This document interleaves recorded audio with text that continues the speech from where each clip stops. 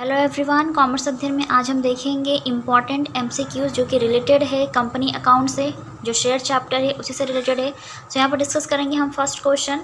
इसमें हम कोशिश करेंगे कि 15 क्वेश्चन में लेकर आएँ, उसको डिस्कस करूँ और मैं आपको अच्छे से समझा पाऊँ। ठीक है। First question is upon share being forfeited with what amount is the share capital account debited. इसमें पूछा है कि जो भी आपका जो शेयर होता है फॉरफिटेड होता है तो कौन से अमाउंट से हम कैपिटल अकाउंट को डेबिट करेंगे। तो वो देख लीजिए, इसमें से 4 ऑप्शन आपको दिए हुए हैं, आपको करेक्ट ऑप्शन पे टिक करना है। The nominal value of share, the paid up value of shares, the called up value of shares and none of the above. Question समझ में आ गया होगा आपको। सो यहाँ पर करेक्ट ऑप्शन की अगर हम बात करें तो वो होगा आपका करेक्ट ऑप्शन यहाँ पर होगा option number C, the called up value of shares. Means जितनी कॉल कर दी गई हैं, जितने रुपए मांगे जा चुके हैं शेयर्स के कंपनी द्वारा, उस अमाउंट से हम शेयर कैपिटल अकाउंट को क्या करेंगे, डेबिट करेंगे। ओके, फॉरफिटेड के time. Next question is if on an equity share of ₹10 ₹8 has been called for but only ₹7 received.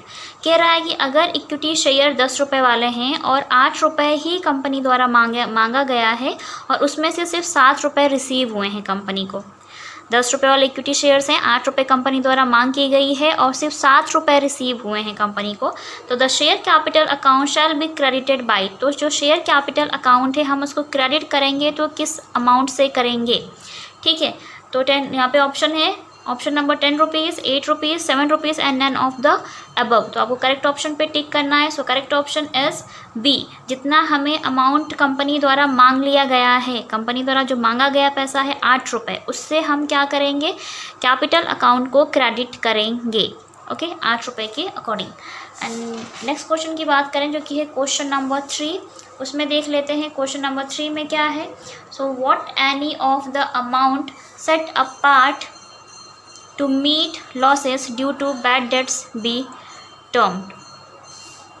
अगर हम बात करते हैं कि जो भी आपका लॉसेस होता है ना, जैसे फ्यूचर में जो लॉसेस होते हैं, उन लॉसेस को करने के लिए ना, फुलफ़िल करने के लिए क्या मतलब क्या बनाया जाता है, किस तरह से हम उन लॉसेस की भरपाई कर सकते हैं, तो उसके लिए हमें क्या प्लानिंग करनी होती है, तो उसको हम क्या बोलते हैं। तो यहाँ पर ऑप्शन ए है लाइबिलिटी, बी है प्रोविज़न, सी है इन्वेस्टमेंट एंड डी है रिजर्व। तो आपको करेक्ट ऑप्शन चूज़ करना है। क्या होगा, हम सभी जानते हैं कि जो भी लॉसेस होते हैं ना, फ्यूचर में होने वाले लॉसेस होते हैं, उनके लिए जो कंपनी होती है प्रोविज़न्स बनाती है। ठीक है, क्या बनाती है, प्रोविज़न बनाती है। प्रोविज़न को हिंदी में प्रावधान बोलते हैं। ठीक है, मीन्स जो भी लॉसेस होने वाले हैं उनके लिए कंपनी प्रोविज़न्स बनाएगी, उसमें कुछ अमाउंट डिपॉजिट करके रखेगी कि कल को अगर लॉसेस होते हैं तो उस अमाउंट को यूज़ करके उस लॉसेस को रिकवर किया जा सके। ठीक है। And the next question is on share of ₹10। ठीक है, अगर शेयर 10 रुपये के हैं यहाँ पर, तो 8 रुपये has been called for but only ₹5 has been paid. लेकिन यहाँ पर 8 रुपये मांगा गया है और सिर्फ 5 रुपये ही पे किया गया है। Upon such shares being forfeited the share capital account should be debited by. यहाँ पर पूछ रहा है कि 5 रुपये शेयर्स का पैसा से पे किया गया है, तो ऐसे केस में जो कंपनी है अगर शेयर्स को फॉरफिट करती है तो जो शेयर कैपिटल अकाउंट है ना, वो कितने अमाउंट से डेबिट किया जाएगा। तो ऑप्शन यहाँ पर गिवन है ₹5, ₹8, ₹10 एंड नन ऑफ दीज। आपको करेक्ट ऑप्शन पे टिक करना है कि जब कभी भी जो शेयर होल्डर्स होते हैं जब पेमेंट नहीं करते हैं तो कंपनी शेयर्स को फॉरफिट करती है, तो उस केस में जो कैपिटल अकाउंट होता है वो कितने अमाउंट से डेबिट होना चाहिए। सो ऑप्शन आपके सामने है। तो क्वेश्चन नंबर 4 का जो करेक्ट ऑप्शन है वो है ऑप्शन नंबर बी। ठीक है, कंपनी ने जितना कॉल कर लिया है, मतलब जितने रुपए कंपनी ने मांग चुकी है, किससे, शेयर होल्डर्स से, तो जितना मांगा जा चुका है पैसा उसी अमाउंट से हम शेयर कैपिटल अकाउंट को क्या करेंगे, डेबिट करेंगे। Okay. And question number 5, income tax paid in advance should be shown on the side of the. ठीक है, आपको इसको फिल करना है कि जब भी इनकम टैक्स एडवांस में पे कर दिया जाता है तो उसको कहाँ पर शो किया जाता है। So option is, first is debit side profit and loss account and credit side of profit and loss account and asset side of balance sheet and liability side of balance sheet। ठीक है, इन चारों में से एक correct option पे tick करना है आपको। सो क्वेश्चन नंबर 5 का जो करेक्ट ऑप्शन होगा वो होगा सी, एसेट साइड में शो करेंगे बैलेंस शीट के।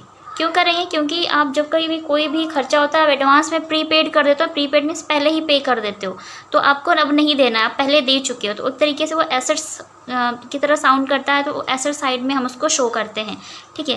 वो खर्चा नहीं होता, ना ही कोई लायबिलिटी होती है, तो इसलिए हम उसको एसेट्स में शो करते हैं, तो ओके। खर्चा तो होता ही है, लेकिन जब आप पहले दे चुके हैं तो इसको हम एसेट्स में शो करेंगे। And the next question is if the proposed dividend does not exceed, यहाँ पे परसेंटेज पूछा है कि कितने परसेंटेज से ज़्यादा नहीं होना चाहिए। A company need transfer any profit to reserves, ठीक है। तो कितने परसेंटेज से ज़्यादा नहीं होना चाहिए जो भी प्रपोज डिविडेंड है उसको ट्रांसफ़र करने के लिए, कहाँ पर? रिजर्व में, प्रॉफिट के लिए, ठीक है। सो फर्स्ट यहाँ पर जो ऑप्शन है 7.5%, 10%, 12.5% एंड 15%। सो क्वेश्चन नंबर 6 का जो करेक्ट ऑप्शन है वो होगा 10%। सो 10% से ज़्यादा नहीं होना चाहिए प्रपोज डिविडेंड, ठीक है। तो यहाँ पर क्या होगा करेक्ट ऑप्शन? 10%।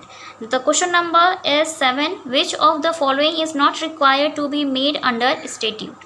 तो यहाँ पर पूछा है कि ऐसा कौन सा, मतलब यहाँ पर इसमें से कौन सा है जो कि रिक्वायर नहीं होता है, आप ज़रूरी नहीं है प्रिपेयर करना, तो वो देख लीजिए, उसकी रिक्वायरमेंट नहीं होती है। Profit and loss account option number A है, ऑप्शन ए है profit and loss account, option B balance sheet, option C fund flow statement and D all the above, ठीक है। तो हम प्रॉफिट एंड लॉस अकाउंट बनाना important होता है accounting के टर्म में, बैलेंस शीट प्रिपेयर करना भी इम्पॉर्टेंट होता है। फंड फ्लो स्टेटमेंट की जो रिक्वायरमेंट होती है वो कम होती है, तो आप इसको बनाए ना बनाए कोई फ़र्क नहीं पड़ता है, ठीक है ना। तो फंड फ्लो, तो ऑप्शन नंबर यहाँ पर क्वेश्चन नंबर 7 की बात करें तो सी जो है ये ऑप्शन फंड फ्लो स्टेटमेंट, ये करेक्ट ऑप्शन है आपका, ओके। तो इसकी रिक्वायरमेंट इतनी ज़्यादा नहीं होती है। देखते हैं क्वेश्चन नंबर 8, क्वेश्चन नंबर 8 में क्या है। So question number 8, in what order are the assets arranged in the balance sheet of company, ठीक है। पूछा है कि किन ऑर्डर में एसेट्स को अरेंज किया जाता है कंपनी की बैलेंस शीट में, okay. So first is liquidity, book value, market value या परमानेंस। सो यहाँ पर liquidity, book value, market value तो ठीक है, लेकिन यहाँ पर जो अरेंजमेंट की बात कर रहा है ना, एसेट्स को किस तरह से बैलेंस शीट में कंपनी अरेंज करती है, तो वो होगा ऑप्शन नंबर यहाँ पर आपका ऑप्शन नंबर डी, परमानेंस, ठीक है। तो इस तरीके से उसको अरेंज करती है। क्वेश्चन नंबर 9 की बात करें, so that portion of the share capital that can be called up only on the company winding up is called, ठीक है। यहाँ पे पूछा है कि वो कैपिटल का वो पोर्शन जो कि कंपनी कब मांगती है, जब वो बंद हो रही होती है, जब कंपनी बंद होती है तो उस टाइम पे जो भी मांग करती है तो उसको क्या बोलते हैं, उस कैपिटल को क्या बोलते हैं, उस शेयर कैपिटल को क्या बोला जाता है। सो ऑप्शन ए है यहाँ पर paid up capital, B capital reserve, C reserve capital and authorised capital. आपको करेक्ट ऑप्शन बताना है, ठीक है। सो क्वेश्चन नंबर 9 का जो आंसर है वो है ऑप्शन सी, रिजर्व कैपिटल, ठीक है। क्वेश्चन नंबर 9 का करेक्ट ऑप्शन रिजर्व कैपिटल, ठीक, जो कंपनी वाइंडिंग अप के टाइम मांगती है उसे हम क्या कहते हैं, रिजर्व कैपिटल। क्वेश्चन नंबर 10 की बात करते हैं, under which head is proposed dividend shown in the balance sheet of a company. तो पूछा यहाँ पे ऐसा कौन सा हेड है बैलेंस शीट में जहाँ पर प्रपोज डिविडेंड को हम शो करते हैं। सो यहाँ पर ऑप्शन ए है provisions, B current liability, C reserve and surplus, D other liabilities. So question number 10 का करेक्ट ऑप्शन आप मुझे कमेंट सेक्शन में कमेंट करके बता सकते हैं, वीडियो को पॉज करके, या फिर मैं तो बताऊंगी ये आपको। सो करेक्ट ऑप्शन इज़ प्रोविजंस, ठीक है। जो प्रोविजंस का जो हेडिंग होती है ना बैलेंस शीट में, वहाँ पर हम इसे शो करते हैं, किसको, प्रपोज्ड डिविडेंड को। नेक्स्ट बात करते हैं question number 11, share forfeited account is shown in the balance sheet on the side, ठीक है। पूछा है यहाँ पर कि शेयर फॉरफिटेड अकाउंट जो होता है उसको बैलेंस शीट में किस साइड पर शो किया जाता है। तो चलिए यहाँ पर ऑप्शंस देख लीजिए, क्या क्या ऑप्शंस हैं आपके। First option is assets under the heading miscellaneous, liabilities by adding to the paid up capital, C option है assets under the heading reserve and surplus, and D option is liability under the heading current liabilities and provisions. तो आपको बताना है इसमें से correct option क्या होगा कि जो भी शेयर फॉरफिटेड का अमाउंट होता है उसको कहाँ पर शो किया जाता है, ठीक है। So correct option is B, liability side में शो करेंगे by adding to the paid up capital, ठीक है। कहाँ पर, paid up capital, liability side में शो करेंगे बैलेंस शीट के, किसको, शेयर फॉरफिटेड का जो भी अमाउंट होगा उसे। And the question number is 12 की बात कर लेते हैं हम। Question number 12 is the share premium account is shown on the side of the balance sheet under the heading. आपको बताना है किस साइड में शो किया जाता है शेयर प्रीमियम के अमाउंट को बैलेंस शीट में, वो बताना है। सो ऑप्शन ए है assets share capital, B liabilities reserve and surplus, assets current assets, ठीक है, liabilities current liabilities and provision. तो आपको करेक्ट ऑप्शन यहाँ पर टिक करना है। तो 12th का जो करेक्ट ऑप्शन है वो है option number B, liability side में शो करते हैं जो हेडिंग होती है रिजर्व एंड सरप्लस की, बैलेंस शीट में शो किया जाता है प्रीमियम अमाउंट को, लायबिलिटी साइड में reserve and surplus. Question number 13 की बात करते हैं। यहाँ पर unclaimed dividends are shown on the liability side of the balance sheet under the heading, ठीक है। अनक्लेम डिविडेंड की बात करते हैं कि उसको कहाँ लायबिलिटीज़ के किस साइड में, कहाँ पर, किस तरीके के हेडिंग के अंदर शो किया जाएगा, उसकी बात करें तो यहाँ पर ऑप्शन ए है provision, B reserve and surplus, option C current liabilities and miscellaneous items. तो आपको करेक्ट ऑप्शन पे टिक करना है। तो क्वेश्चन नंबर 13 का जो करेक्ट ऑप्शन होगा वो है सी, करंट लायबिलिटीज़ में शो किया जाता है अनक्लेम्ड डिविडेंड को। ओके, तो क्वेश्चन नंबर 14 की बात करें तो balance in the share forfeited account is, जो भी फॉरफिटेड शेयर फॉरफिटेड का जो बैलेंस होता है उसको कहाँ पर शो किया जाता है वो देख लीजिए। तो ऑप्शन नंबर ए है revenue reserve, capital reserve, none of the above and may be regarded as either, ठीक है। तो इन चारों में से करेक्ट ऑप्शन जो होगा उस पर आपको टिक करना है। तो आप मुझे ज़रूर बताएं कमेंट सेक्शन में, वीडियो को पॉज करके। तब तक मैं आपको बता देती हूँ इसका करेक्ट ऑप्शन क्या होगा 14th का करेक्ट ऑप्शन होगा ऑप्शन बी, कैपिटल रिजर्व, ठीक है। सो कैपिटल रिजर्व जो होता है, जो भी बैलेंस शेयर फॉरफिटेड अमाउंट होगा तो उसको एज अ कैपिटल रिजर्व हम उसको शो करते हैं, ठीक है। आपको पता होगा जब भी बैलेंस आता है, जब भी आप फॉरफिटेड की इंट्रीज कर लेते हैं तो जो भी उसका बैलेंस अमाउंट होता है उसको ट्रांसफर कहाँ करते हैं, कैपिटल रिजर्व में। सो कैपिटल रिजर्व यहाँ पे करेक्ट ऑप्शन होगा। अभी हम लास्ट क्वेश्चन डिस्कस कर लेते हैं, ठीक है। तो इसको ध्यान से देखिएगा, थोड़ा सा आपको ना बताना है कि पहले किस सीक्वेंस में हमें रखना होगा। ओके, सो क्वेश्चन नंबर 15 ये लास्ट क्वेश्चन है इस वीडियो का, क्योंकि वीडियो लंबी हो जाएगी अगर एक साथ मैं बहुत सारे क्वेश्चंस डिस्कस करूंगी तो, और आप भी कंफ्यूज हो सकते हैं, इसलिए मैं कम क्वेश्चंस लेकर आई हूँ।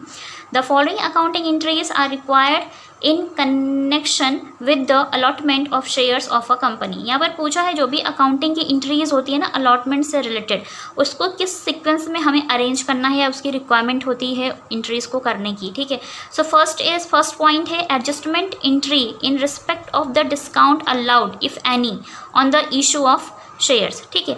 अगर एडजस्टमेंट इंट्रीज हैं, अगर वहाँ पे डिस्काउंट है तो उस केस में किस तरह से शेयर्स को इशू किया जाएगा और एंट्री की जाएगी उसकी बात कर रहे हैं यहाँ पर। And second point is transfer entry for the application money received on share allotted, और यहाँ पर है जो भी आपकी एप्लीकेशन मनी होती है उसको ट्रांसफ़र कैसे ट्रांसफ़र करते हैं और शेयर्स को अलॉट किया जाता है। Second point is adjustment entry for excess application money if any being adjusted against the allotment money due। अगर हम बात करते हैं एडजस्टमेंट एंट्री की, अगर एप्लीकेशन पे कुछ एक्सेस मनी रिसीव हो जाता है तो आप उसको किस तरीके से एडजस्ट करते हैं और क्या एंट्री होती है।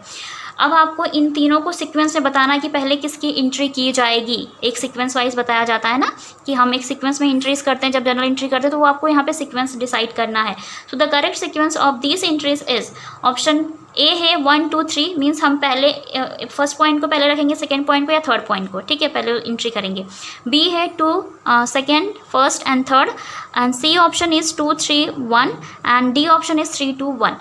तो आपको इन सेंटेंसेस में बताना है कि इसको पहले अरेंज किया जाएगा। तो जो सीक्वेंस है, करेक्ट सीक्वेंस है वो है option B, second, first and third.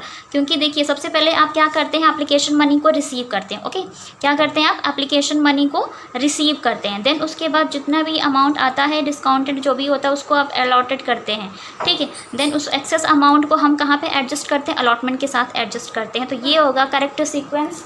And आज की वीडियो में बस इतना ही, और मैं क्वेश्चंस आपके लिए लेकर आती रहूँगी। मिलते हैं नेक्स्ट वीडियो में, तब तक के लिए take care, bye bye, and thank you so much for watching this video.